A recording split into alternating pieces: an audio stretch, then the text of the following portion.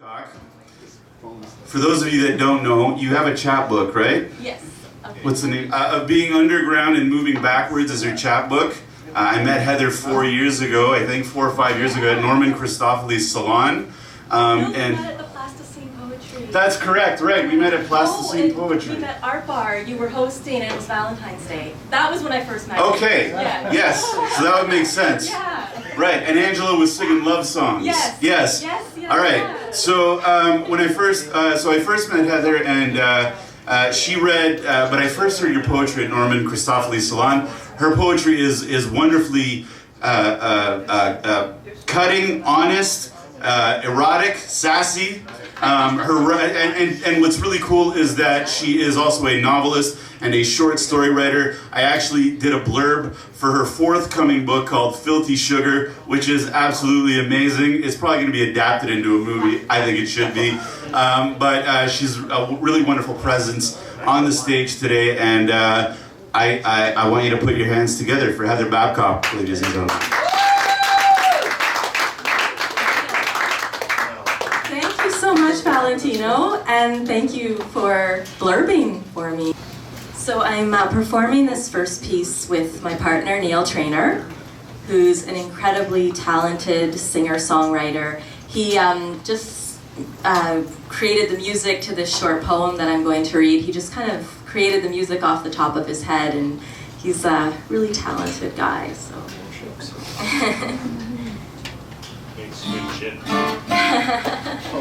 Neil, do you want a mic on that guitar? I have like a little pickup, but I think it, yeah, I mean, probably the mic on my phone, so. I can go put the pickup up. And I want to thank Brenda and Glen for inviting me to perform today. This has just been such a wonderful afternoon and really great talent. Lots more to come.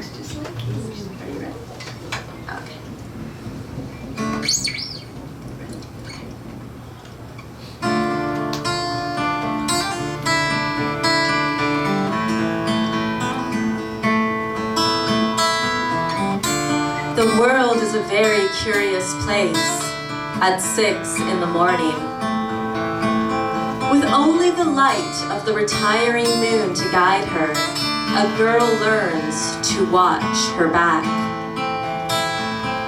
Eyes wide open, the city becomes a rather disquieting kaleidoscope of winding esoteric concrete, clandestine alley cats, and lone automobiles driven by dispirited men with dead eyes and sloppy jaws.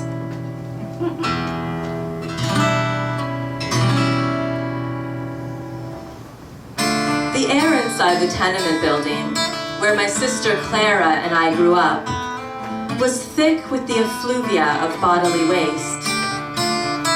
Today, an odorless glass office building sits in its place. The city, however, is still rife with the smell of human sweat. For the past 56 years, I have walked these streets in the early morning hours, searching for Clara. The last time that I saw her, she was a pretty 16-year-old girl in a pale blue coat, leaving our home at 6 a.m. to catch the trolley that would take her to her job at the old Eaton's factory. Nobody sees a heartbroken old man. Pretty girls, on the other hand, are often seen, but seldom found. My brother Walter thinks that we don't see each other, but every morning he walks right through me. I am the city's naked winter trees, made more vulnerable by the garish Christmas lights wrapped around bony branches. I am the bits of snow falling from a pink-red sky, melting in an eye blink. I am the concrete that my brother walks upon, and I am the pennies and cigarette butts under his feet. I am all of these things that have fallen, and I am all of these things that have been thrown away.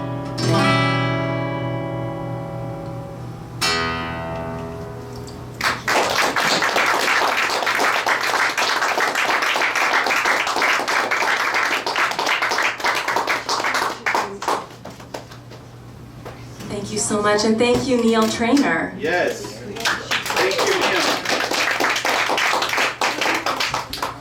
So as Valentino said, I recently finished a novel. It's called Filthy Sugar, and it's forthcoming with Inanna Publications in May 2020. So we're going to start the 20s off right, which is really appropriate because it takes place in the early 1930s, and there's a lot of still, influence from the 1920s. So this, I'm just going to read a short excerpt from my novel. This scene takes place during a dance marathon, and so I'll begin. Tangerine velvet curtains open to reveal a shapely redhead in a silver bodysuit and fishnets. The audience hoots and whistles appreciatively as she raises a large sign above her head.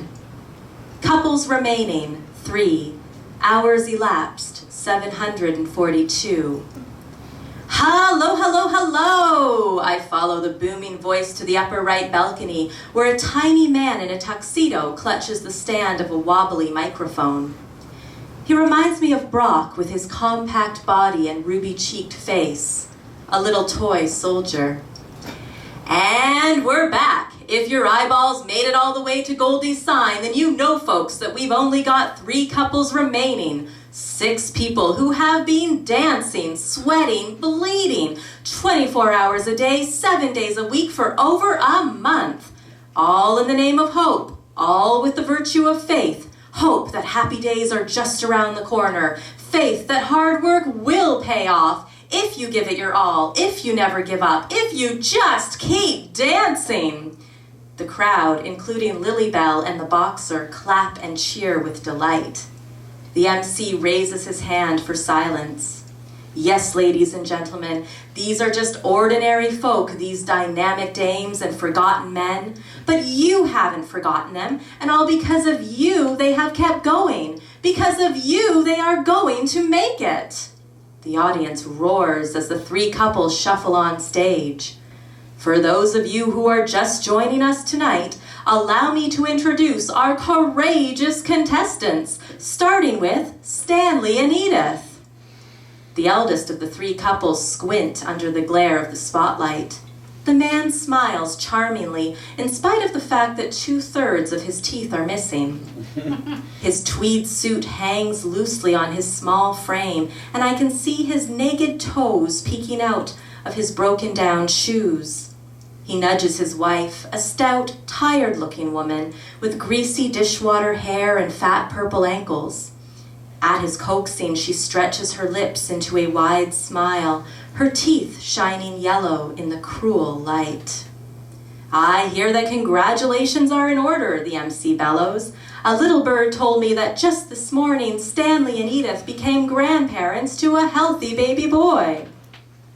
The audience claps warmly as Stanley dances a wobbly jig. A few people throw nickels and dimes at the stage, which Edith quickly retrieves, stuffing them into her rolled-up stocking. And speaking of babies, the spotlight quickly moves on to a much younger couple, the boy looking around 18, the girl no more than 16, if a day. Let's give a big hand for our newlyweds, Frank and Olive. Frank waves his newsboy cap shyly at the cheering crowd as his wife blushes under a curtain of honey blonde hair.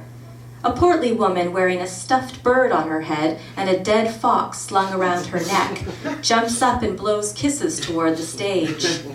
Frank and Olive are clearly an audience favorite, and it's easy to see why.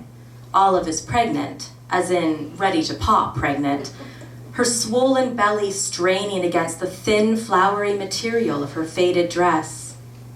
Unlike the other contestants, Olive isn't wearing any shoes.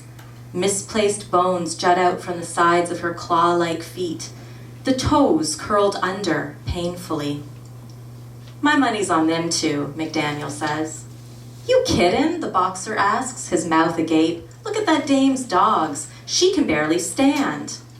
Don't matter. McDaniel squeezes Lilybell's thigh as he reaches across the table for his beer. "I've been going to these here marathons since 29, and if I've learned one thing, it's this. The hungrier they are, the harder they dance." He raises his drink. "I haven't lost a bet yet." "Well, my money's on Maude and Charlie." The boxer nods as the spotlight settles on a sturdy, rather ordinary-looking couple in their early 30s. The two wear matching red and white sweaters with the Whipplebum soap logo emblazoned across the front. The orchestra strikes up "Smile, Darn Ya, Smile" as the contestants shuffle about the stage. "For 1,100 clams," the MC loudly informs us. $1,100, I whistle.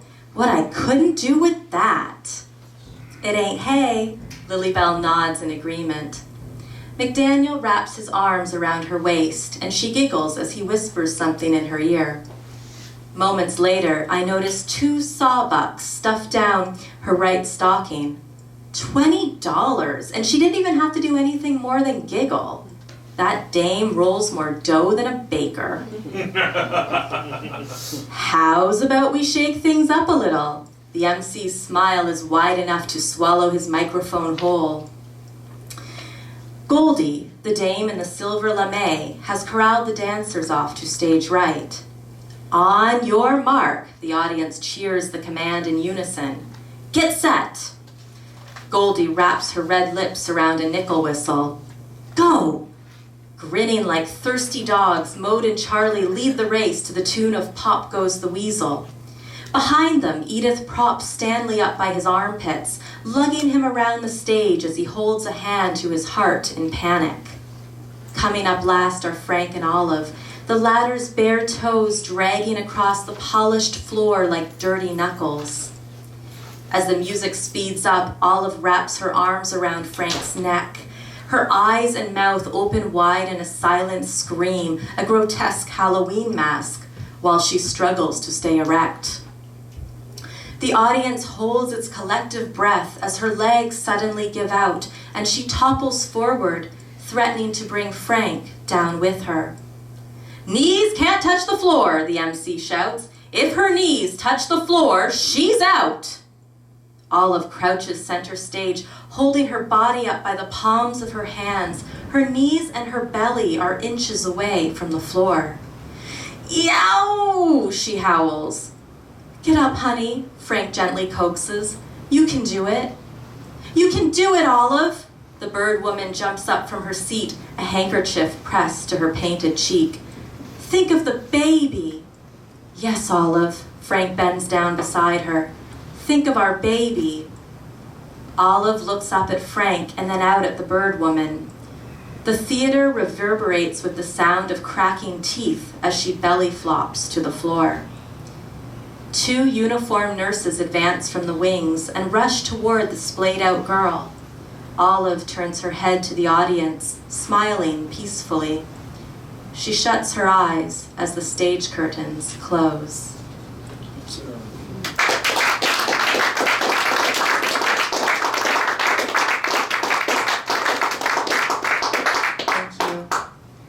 So this last piece I'm going to read, I recently have started writing for a film website. A man that I used to work with and am good friends with, his name is John Foote, and he's a very well-respected film critic, and he recently started a website called Foote and Friends on Film. Foote with an E, very important, as I've learned when you're putting in that address.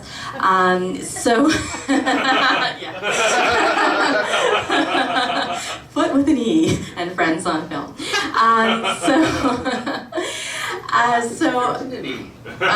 You don't want to know, trust me. I made that mistake and I was at work and I'm like, oh my gosh, minimize.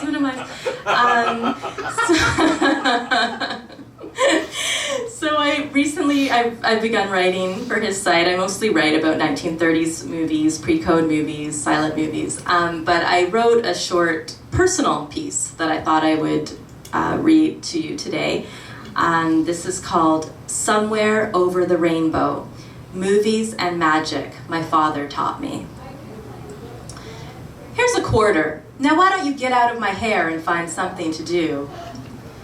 The little boy's eyes grew almost as round as the shiny new coin that his mother had just placed in his open palm. Oblivious to his awe, she turned away from him and plunged her still delicate and feminine hands into a bucket of lye soap.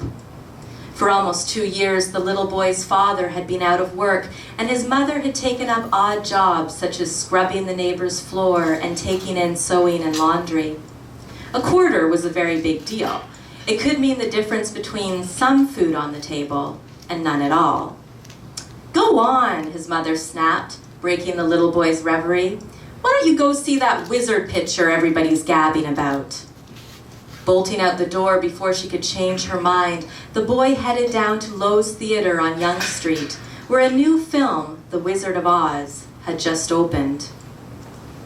It was my first movie, my father would tell me 70 years later in 2009, and it was the most wonderful thing I have ever seen. My father had been a quiet man who was never superfluous with his words. Yet, like most quiet people, he possessed a gentle ability to captivate his listeners on the rare occasion when he did choose to speak. It was not only the words that he chose, but how he looked at you when he said them. The light in his eyes, as he recalled his first movie experience, told me everything that I needed to know about cowardly lions, magical ruby slippers, yellow brick roads, and the wonders that could be found in a technicolor rainbow bursting through the storm clouds of the Great Depression. Growing up, The Wizard of Oz was a Christmas movie staple in our household, along with A Christmas Story. I remain convinced that my parents got the idea to wash my mouth out with soap from Ralphie's mom. Thanks to a road rage-inflicted school bus driver, I had a bit of a potty mouth. When I was 12 years old, I was the only girl in my class who didn't need a brassiere. "I'm too skinny," I'd wail, shutting myself in my room. "I hate my body." One evening, my father came home bearing 3 VHS tapes, Breakfast at Tiffany's, Funny Face, and Sabrina. "I want you to watch these movies," my father said, gently placing the tapes outside my bedroom door. "Audrey Hepburn was skinny, but she was beautiful. You're beautiful too." My father was never really one for hugs or open displays of affection. Those movies were his way of telling me that he loved me. As is often the case with father-daughter relationships, adolescence came between my dad and me. However, I do have one sweet memory from the otherwise turbulent period. Watching Muriel's wedding with my father in a Cineplex movie theater on a cold winter's day. He had shyly asked if he could come with me after I confessed that I was going to the theater alone. We enjoyed the film immensely, mostly because it was the first time in ages that we had heard each other laugh. "I never saw that Toni Collette before," my father said as we left the theater, "but I'd like to see her again." In 2009, my father was diagnosed with Parkinson's disease. He could no longer walk, and his hands shook uncontrollably, but he didn't want to talk about that. He wanted to talk about other things, like his days in the Navy and his pet cat, Angel. But most of all, he wanted to talk about the movies. "This is not her best work," my father said, in between spoonfuls of vanilla ice cream as we watched Butterfield 8 together in his hospital room. "If you really want to understand Elizabeth, you need to see her in Cat on a Hot Tin Roof." Elizabeth Taylor was his favorite actress. She had kick-started his lifelong love of brunettes. A week after my father died, I rented a bunch of my favorite comedies from my local Blockbuster.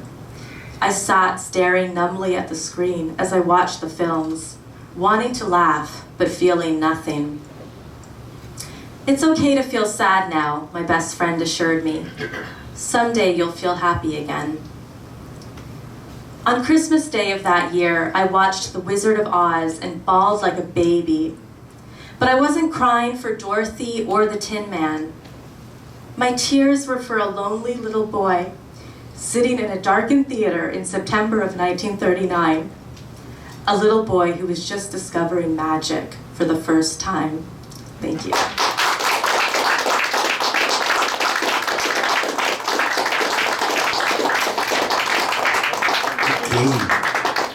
Well, that was Heather Babcock. Heather, that's fantastic stuff. I'm really looking forward to that novel coming out.